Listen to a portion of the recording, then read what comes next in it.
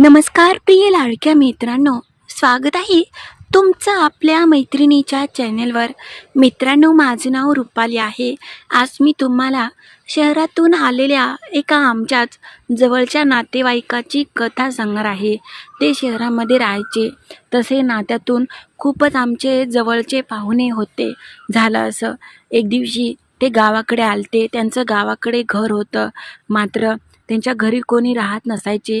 गेली 5 ते 10 वर्ष ते शहरामध्ये शिफ्ट झाले होते. मात्र गावाकडे घर असायचं आणि त्यांची शेती पण होती. शेती तसं त्यांनी दुसऱ्याला करायला त्यांचं रान दिलं होतं. एक दिवशी झालं असं, त्याच रानाचा काहीतरी काम होतं म्हणून ते आले होते. तशी मी एकटीच राहायचे. एक दिवशी ते आले आणि घरी कोणी नसताना भर पावसामध्ये ते अडकले. त्यावेळेस मी म्हटलं की तुमचं घर तर खूपच जुनं आहे आणि खूप दिवसातून उघडल्यामुळे आतमध्ये खूपच अस्ताव्यस्त सामान पडलं असेल. तुम्ही माझ्याकडे ये जेवायला. त्यावेळेस ते आले. बाहेर तर अचानक पाऊस चालू झाला आणि पावसामध्ये त्यांना कुठे जाता येत नव्हतं. मी म्हटलं आजच्या दिवस इथेच थांबा. तर बाई गं, त्या नातेवाईकांनी शहरातल्या मला त्या भर पावसामध्ये घरामध्ये बाहेर पाऊस चालू असताना कसे दणके दिले आणि नक्की काय काय केलं, तीच कथा आज मी तुम्हाला सांगणार आहे. त्याच्या आधी जर तुम्ही नवीन असाल आणि चॅनेलला आपले अजून सबस्क्राईब नसेल केलं तर प्लीज आता लगेच करून घ्या. चला तर मग कथेला सुरुवात करूया. मित्रांनो, माझं नाव रुपाली आहे. मी दिसायला देखणी आणि तरुण आणि खूपच सुंदर दिसते. तसं झालं असं, आमच्या बांधालाच लागून आमच्या नातेवाईकांचं खूप मोठी अशी शेती होती. ते शहरामध्ये शिफ्ट झालते. अर्थात त्यांना शहरामध्ये चांगल्या पगाराची नोकरी लागलेली. त्यामुळे सगळ्या फॅमिली कुटुंबाला घेऊन ते शहरामध्ये स्थायिक झाले. गावाकडे त्यांचं घर होतं, जमीन होतं, मात्र ते दुसऱ्याला अगदीच करायला त्यांनी शेती दिली होती. तसं म्हणाय गेलं तर आमचं सगळं आम्हीच पाहायचो. आमच्या घरी गाई म्हशी जरशा वगैरे होत्या. त्यामुळे त्यांचंच करता करता दिवसभर अगदी खूपच कंटाळा येत असायचा. मला माहीत होतं ते माझे जवळचे नातेवाईक आहेत, मात्र मी अजूनपर्यंत त्यांना पाहिलं नव्हतं. कारण की नुकतंच 2 ते 3 वर्षापूर्वी आमचं लग्न झालं होतं आणि मी नवीन आले होते. तसं ह्यांना जाऊन 4-5 वर्ष झालं. आमच्या घरचे म्हणायचे की त्यांचा काही अत्यापत्या नाही, नंबर नसल्यामुळे फोन पण लावता येत नसायचा. माझ्या मनात पण नव्हतं त्या दिवशी की ते अचानक घरी येणार आहेत. झालं असं, मला चांगलंच आठवतं आहे. पावसाळ्याचे दिवस होते आणि जिकडे तिकडे ढगाळ वातावरण चालू होते. रानातलं आणि शेतातलं अगदी घाई गडबड करून सगळी वैरण मका गोठ्यामध्ये नेऊन ठेवली होती आणि लवकरात लवकर सगळं उरकायचं. नंतर संध्याकाळची जर लाईट गेली तर खूपच नंतर तारांबळ उडते आणि मग काय, सगळी वैरण बारीक करून ठेवली होती आणि मी माझ्या कामातच गुंतले असताना कुणाची तरी 4 व्हीलर 4 चाकी आलेली दिसली. मी म्हटलं की पुढच्या घरी जाणार असेल तर येऊन ते आमच्या दारात थांबले. मी म्हटलं आमचा पाहुणा तर एवढा रावळा, एवढं कोणी श्रीमंत नाही की ज्यांच्याकडे 4 चाकी असेल. त्यावेळेस मी म्हटलं काहीतरी कोण दिसतंय.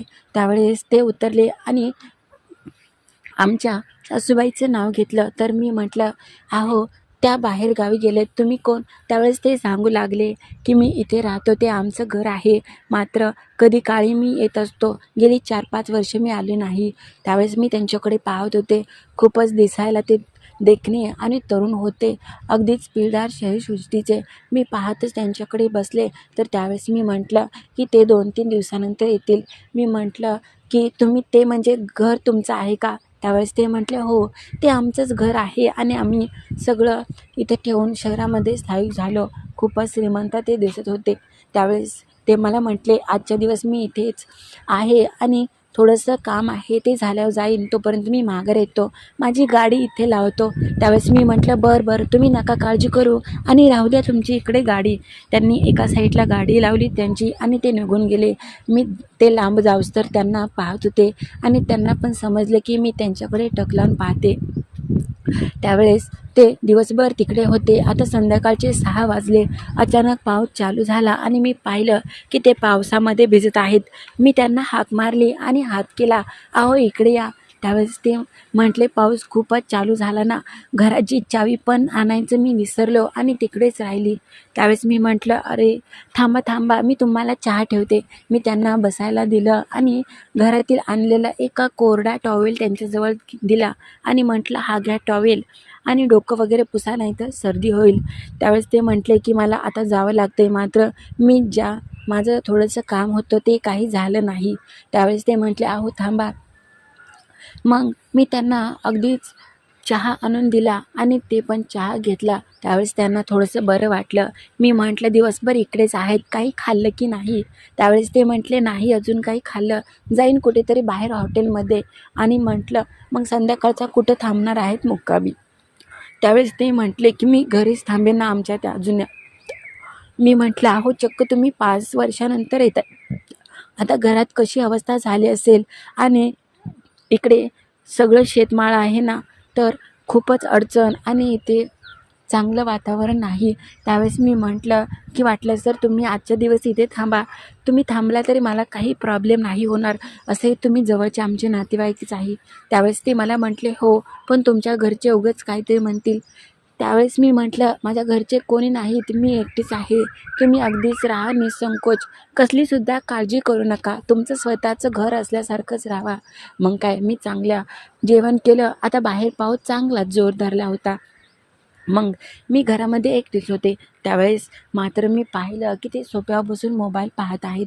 मोबाईलमध्ये काय पाहत होते हे काही मला नाही दिसलं आणि मी पाहण्याचा सुद्धा प्रयत्न केला नाही.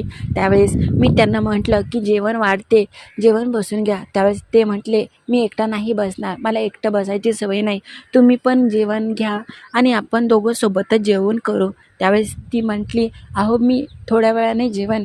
त्यावेळेस मी म्हटलं, नको, मग मी पण नंतरच जेवेन, नाहीतर राहू द्या, मला जेवण नको. त्यावेळेस मी हसले आणि म्हटलं, अहो हो, थांबा, आपण सोबतच जेवण करूया.